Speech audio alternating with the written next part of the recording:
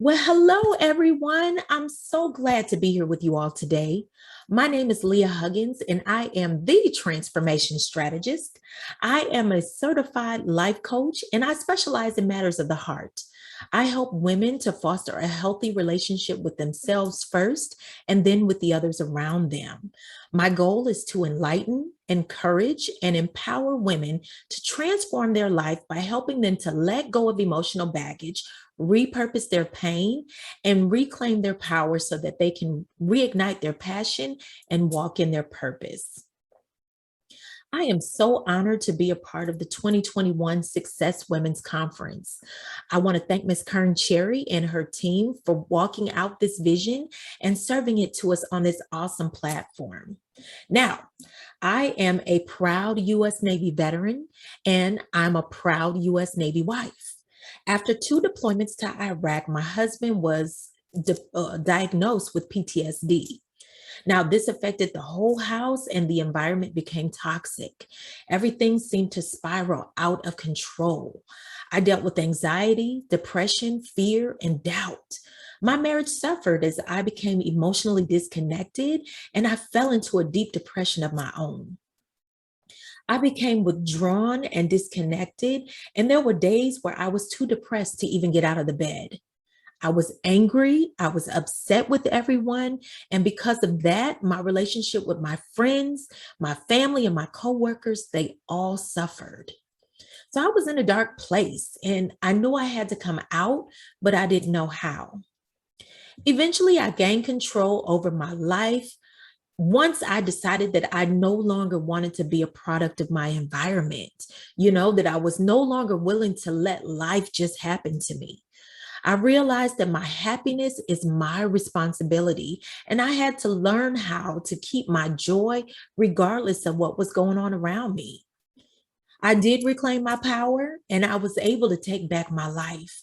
And now I teach on wellness and mindset, and I empower women whose spouses have been diagnosed with PTSD.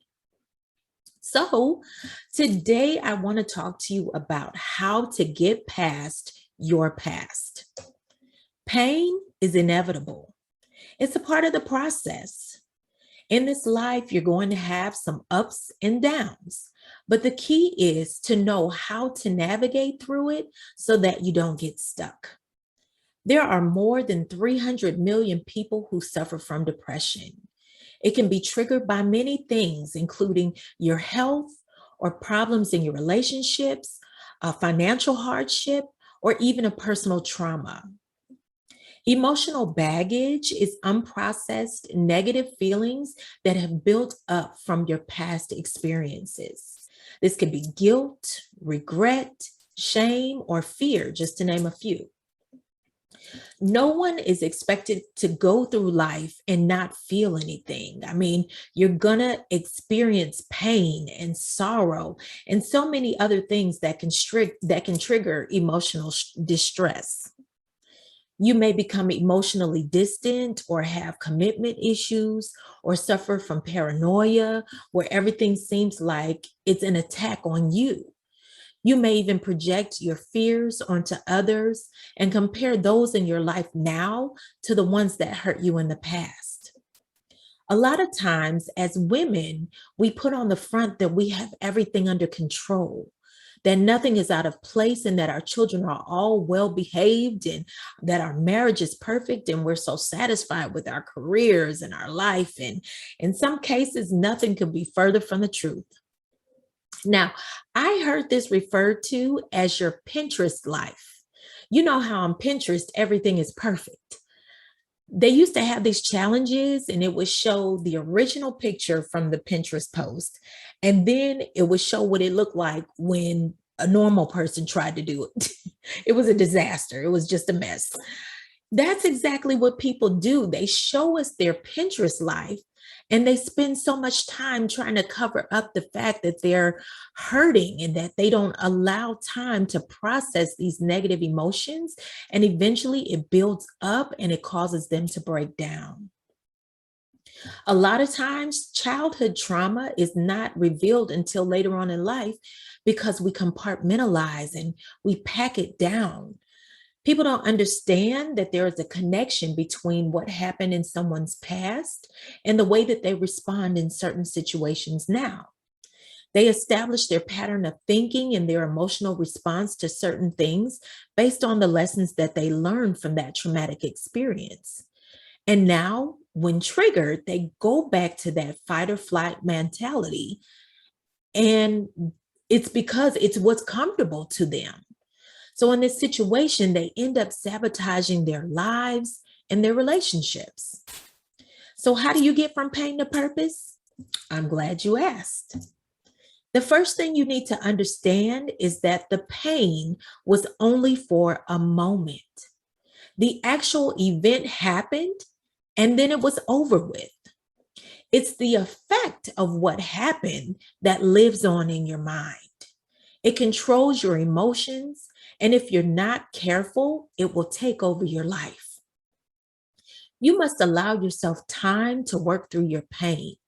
As I said before, pain is a part of the process.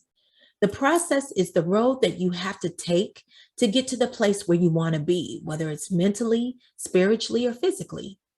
You need the process to fully develop you for your purpose so that you can serve from a place of healing and wholeness. There are no shortcuts, no easy button.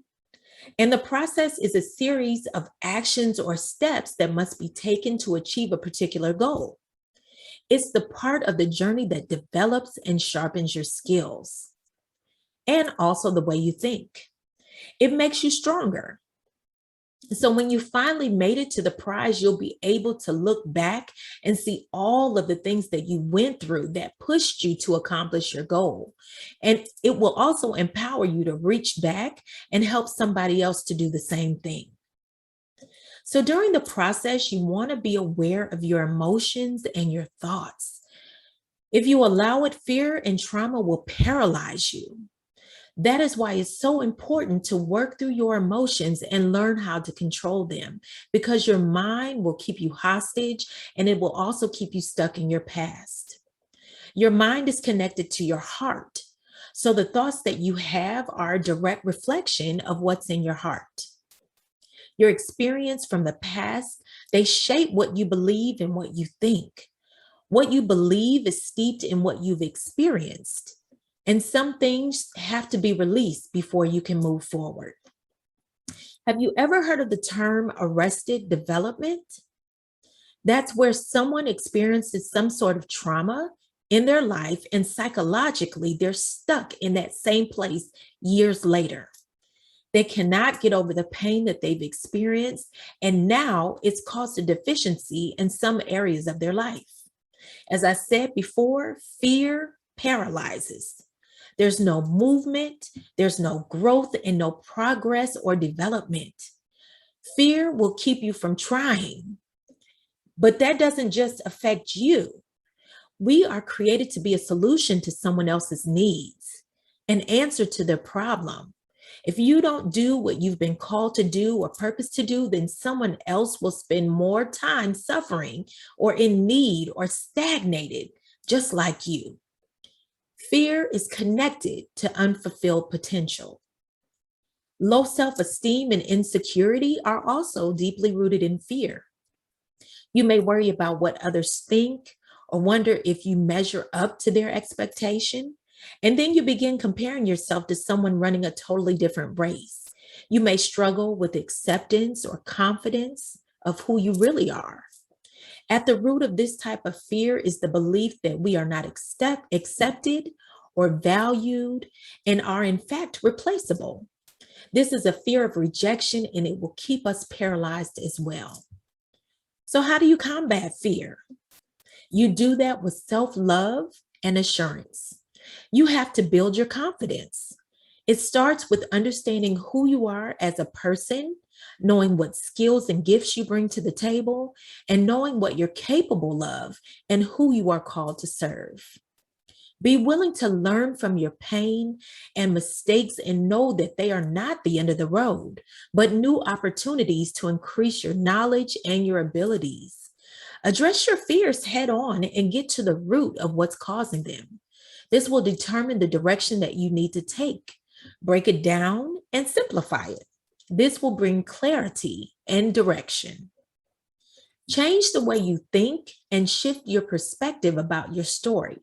If you think about it, everything that you've been through leads to growth and maturity. The valuable lessons that you've learned from your past actually pointed you in the direction of your success. The best way to heal from pain is through forgiveness. You need to know that forgiveness is for you, not just the offender. Forgiveness is not about you being weak and letting someone get away with walking all over you or taking advantage of you.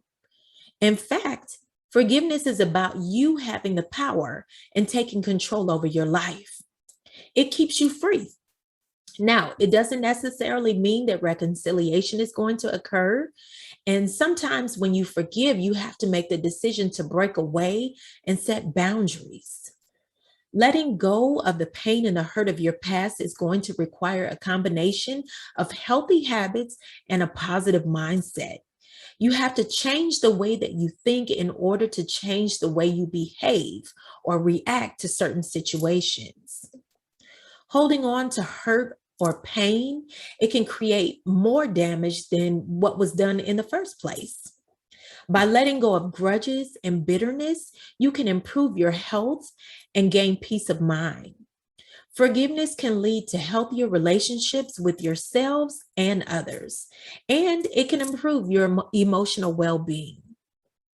You want to be mindful of your inner dialogue, those conversations that you have with yourself. Acknowledge your emotions and then work through them. Move away from your role as the victim in order to find your power and release the control that person had over your life. As you move away from grudges, you will no longer define your life by how you've been hurt.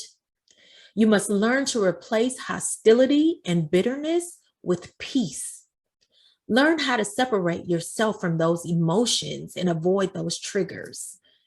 As you allow the pain to change you for the better, you'll begin to rewrite your story and you'll rediscover who you are, and your purpose and your passion will be revealed to you.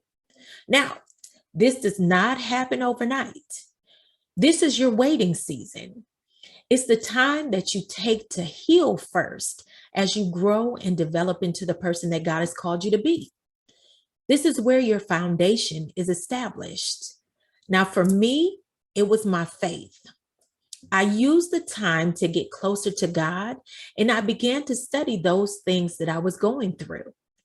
I would read scriptures and articles, and I would look for myself in the stories and the characters of the Bible, and I learned how to apply it to my real life, how to take the wisdom that I found there and plug it in to wherever it applied to my situation. I went from being a damsel in distress to being a warrior for the kingdom. I learned how to put strategies in place that helped me to overcome my past, and I was able to change the trajectory of my future. Remember, we are all connected.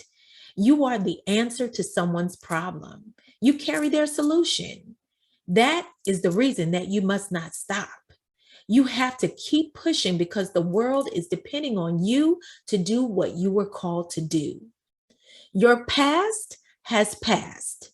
It's time to do the work, heal, forgive, develop, and then serve.